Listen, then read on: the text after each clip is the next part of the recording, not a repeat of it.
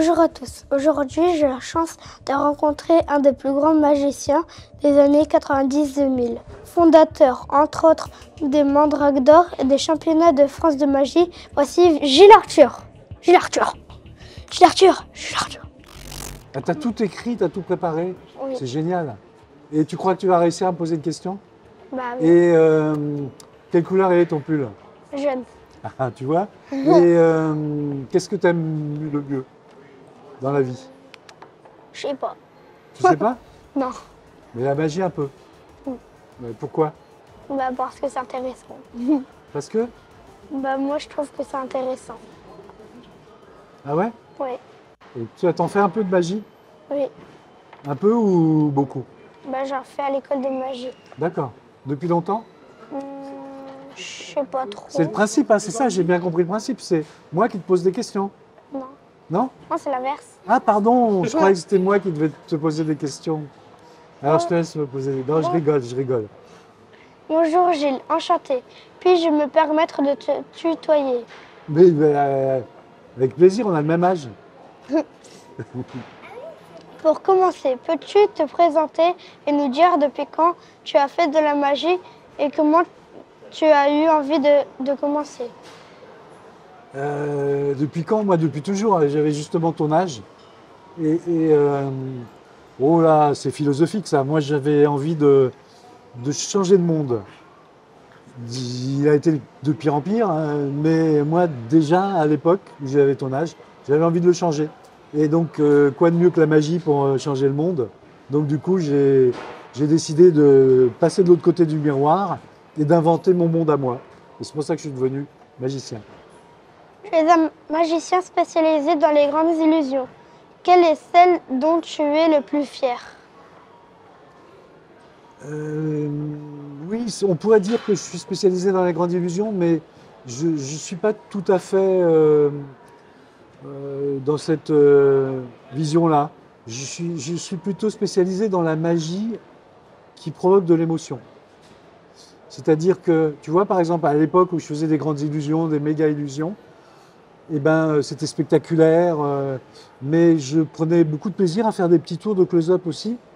Et puis maintenant que je continue à faire de la magie, mais que je produis des émissions de magie, j'ai beaucoup de plaisir à mettre en valeur l'émotion magique. Qu'elle vienne d'un magicien qui fait des grandes illusions ou d'un magicien qui fait de la poésie ou qui fait des tours de magie générale. Donc je ne suis pas seulement intéressé par la grande illusion. Je suis même plutôt intéressé par l'émotion de l'artiste. Je suis bavard, hein? Je suis bavard. Tu es un magicien, mais tu as aussi créé beaucoup d'émissions. Peux-tu nous en parler? Ben, écoute, oui, en fait, c'est logique. Je fais des émissions parce que quand j'étais gamin, j'ai eu une idée d'émission de télé. J'ai été l'exposer à des gens. Christophe Izard, un grand producteur qui faisait des émissions d'enfance. Et puis, ça a donné une séquence de magie. La magie, c'est facile, dans Les Visiteurs du Mercredi. Et puis après, j'ai eu envie de faire d'autres émissions, d'autres séries pour les enfants. Et puis, comme j'ai toujours continué et que ça a toujours fonctionné, ben, marche après marche, j'ai fait des programmes l'après-midi, des programmes un peu plus importants, jusqu'au jour où on m'a proposé le premier Prime. Entre guillemets, Prime, c'est 20h30 à l'époque, 21h aujourd'hui. Donc des émissions, et puis comme ça marchait, en fait, j'ai eu un bol incroyable. C'est que, tu sais, à la télé, ça marche pas, on passe au suivant. Et moi, j'ai toujours eu la chance que mes programmes marchaient, donc j'ai monté des étapes après des étapes. Voilà. C'est toi qui as créé le festival des Mandrakes d'Or. Ici, nous avons depuis 14 ans le festival Les Maîtres de la Magie. Que penses-tu de celui-ci? Des maîtres de la magie? Oui. J'en pense le plus grand bien, sinon je ne serais pas là. Donc j'en pense le plus grand bien parce qu'il est fait par des gens que je connais, qui sont sains. Et je ne veux pas. Voilà.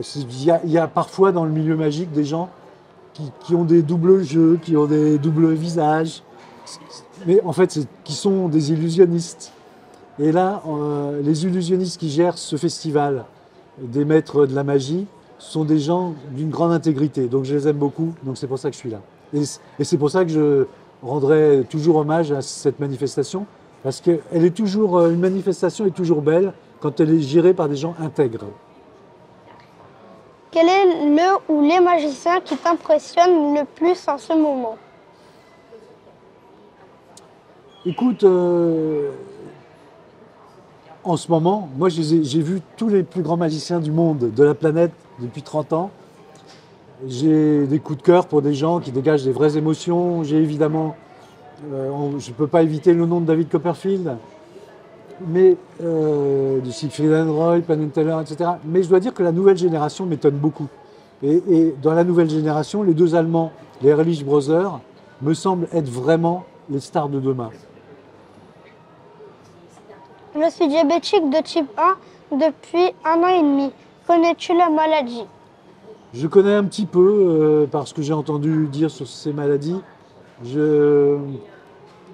J'allais dire presque l'une des noblesses de la magie, c'est justement de nous faire sortir de tout ce qui est un peu gris dans ce monde.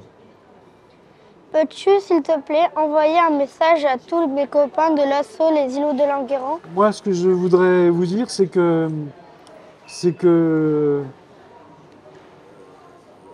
le plus important dans moi, ce que j'ai vécu, c'est d'être dans l'intégrité et dans la générosité et dans la bienveillance.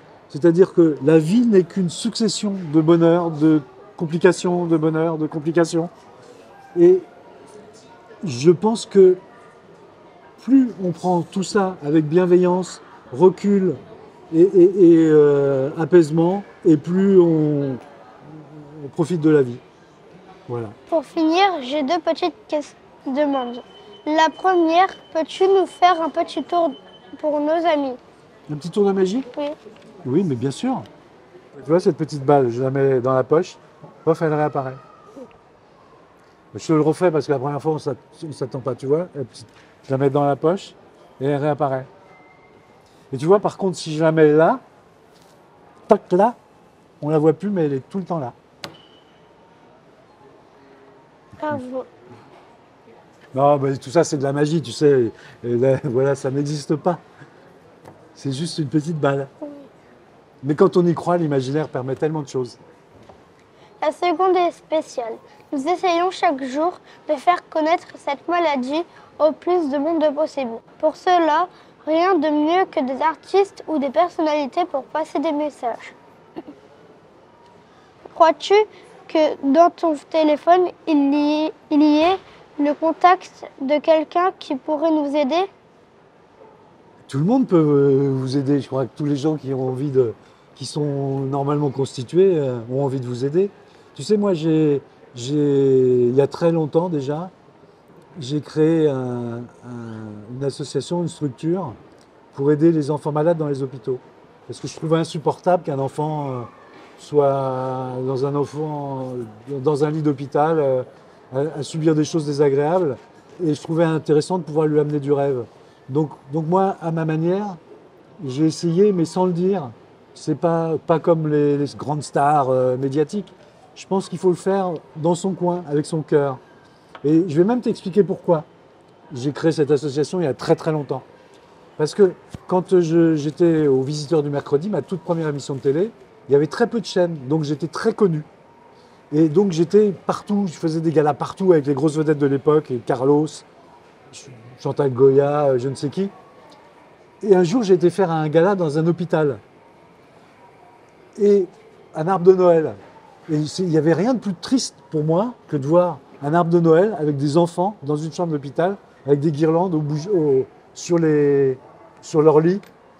Et donc évidemment, c'est là où je me suis dit non, ça va être un combat de ma vie, je vais pas prendre de cachet. Et puis je vais même essayer de les aider à vivre mieux ces passages à l'hôpital.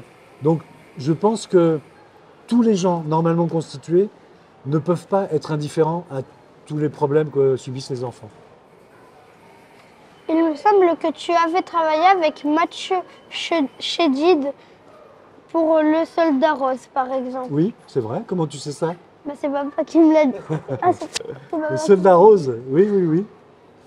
Mais pas que, tu sais, j'ai travaillé J'ai pas fait beaucoup savoir, mais j'ai travaillé avec beaucoup de grosses stars, comme, des stars qui sont plus là, comme Jean-Luc Delarue, comme comment il s'appelle, le type très frisé que tu connais pas, qui n'est pas de ton époque, Marilou, la chanson Marilou, Paul Naref.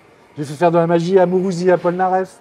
J'ai fait faire de la magie à Vincent Perrault, à Jean-Jacques Goldman, à Smaïn, à plein de gens. Le saut de la rose, c'était une jolie aventure parce que c'est Corinne et Gilles, le duo de comiques qui était chez Patrick Sébastien, qui était metteur en scène. Et il y avait toute une équipe formidable et on s'est beaucoup amusé à faire une lévitation sur la scène. Enfin, je n'ai qu'une chose à ajouter, Gilles. Merci pour tout de ma part et de celle de tous les enfants de l'assaut Les Îlots de Languerrand. Et c'est moi qui te remercie, c'est moi qui vous remercie et je vous souhaite plein de bonnes choses et si vous avez besoin de moi, vous m'appelez, je serai toujours là. Merci. Voilà. Ciao, ciao. Merci à toi.